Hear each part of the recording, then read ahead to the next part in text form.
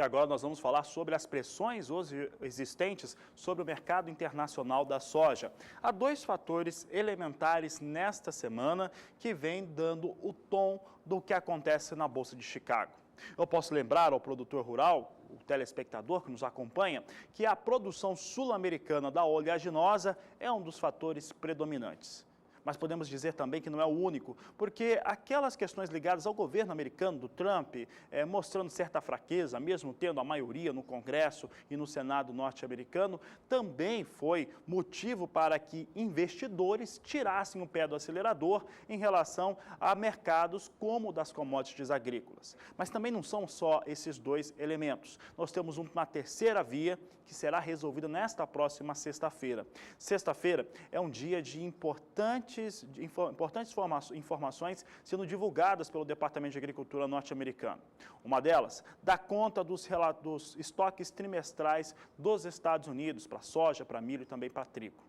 Em relação ao que vai acontecer na temporada 2017-2018, é o mais intrigante. Por quê? Porque há uma expectativa de redução de área de milho, também forte expectativa de redução de área de trigo. E essas áreas migrando para a cultura da soja na temporada 2017-2018.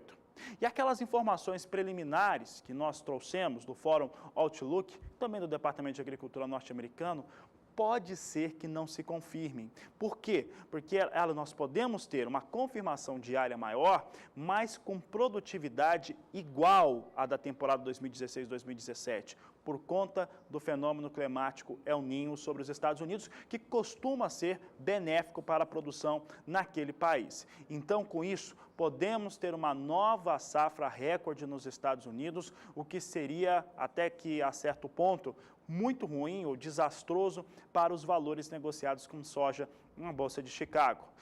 Nesta sexta-feira, você vai ter os dados dele a respeito de previsão, de área a ser ocupada, e vamos trazer também um estudo muito completo a respeito do que deve acontecer com o El Niño sobre os Estados Unidos e comparar com anos anteriores. É isso que a Agricultura BR vai trazer ainda nesta semana.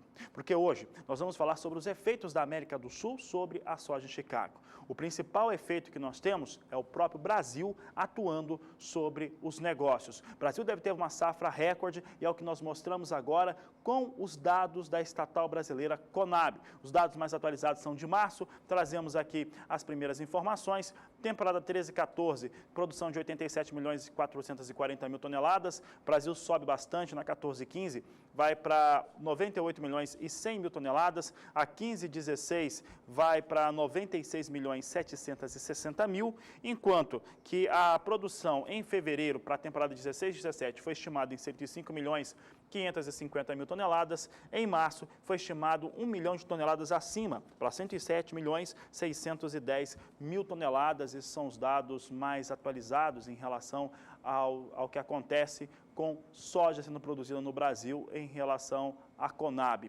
Vamos trazer agora, relembrar o produtor rural brasileiro de outras informações importantes, como consumo, exportação e estoques. Chama muita atenção que nós não temos uma forte alteração, como você viu, mais de 1 milhão de toneladas a mais sendo previstas entre fevereiro e março. Não temos alterações em relação ao consumo interno, não vai ter também em relação às exportações, mas vai ter um forte aumento em relação aos estoques. Os estoques brasileiros de passagem na temporada 16-17 para 17-18 devem ficar 157% superiores àquilo que acontecia um ano antes. Então, os estoques devem subir muito no Brasil em relação à soja, caso a Conab esteja correta em relação às suas previsões. Aqui os dados de consumo, quem acompanha a Agricultura BR já viu esse gráfico antes. Observe que o consumo brasileiro vem crescendo ano a ano na visão da Conab. Na 12 e 13 eram 38 milhões e 690 mil toneladas, 13 e 14, 40 milhões e 200 mil toneladas, 14 e 15, 42 milhões e 850 mil, 15 e 16, 43 milhões e 700 mil toneladas,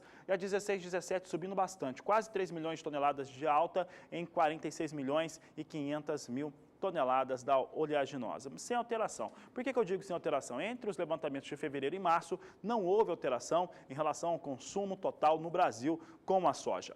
Também não houve em relação às exportações, que devem ser recordes na visão da Conab, mas abaixo do que o Departamento de Agricultura norte-americano estima. O Brasil teve na 12/13 exportação de 42.790.000 toneladas, 13/14, 45.690.000, 54.320.000 toneladas na 14/15, de acordo com a Conab, por enquanto foi o período que o Brasil mais embarcou soja. Na 15/16, 51.580.000 toneladas. Observe que esses dados são diferentes do departamento americano, que estima que o Brasil exportou muito mais.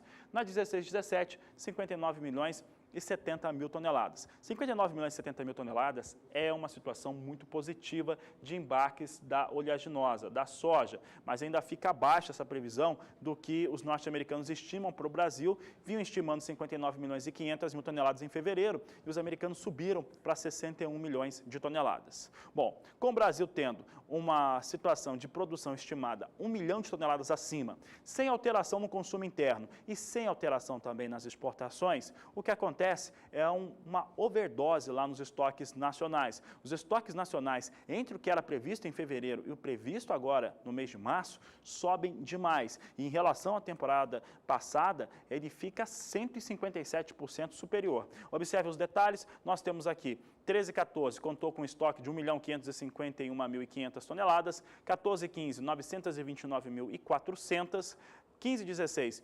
1.482.100 toneladas que estão em relação aos estoques nacionais. Fevereiro de 2016 para a temporada 16/17, 1.758.000 toneladas. 1.758.000 toneladas, para o pessoal que está nos acompanhando, daria mais ou menos para uns 12 até 13 dias de consumo, considerando o consumo interno nacional. Agora, março de 2017, ela vem para 3.818.700 toneladas, isso representa pouco mais de 30 dias, cerca de 31 dias e meio de consumo interno de soja. Portanto, consumo nacional da oleaginosa não tem alteração, a situação em relação às exportações sem alterações, mas estoques muito altos. Então, produção mais alta na América do Sul, estoques também mais elevados na América do Sul, ajudam a pressionar esses valores em Chicago.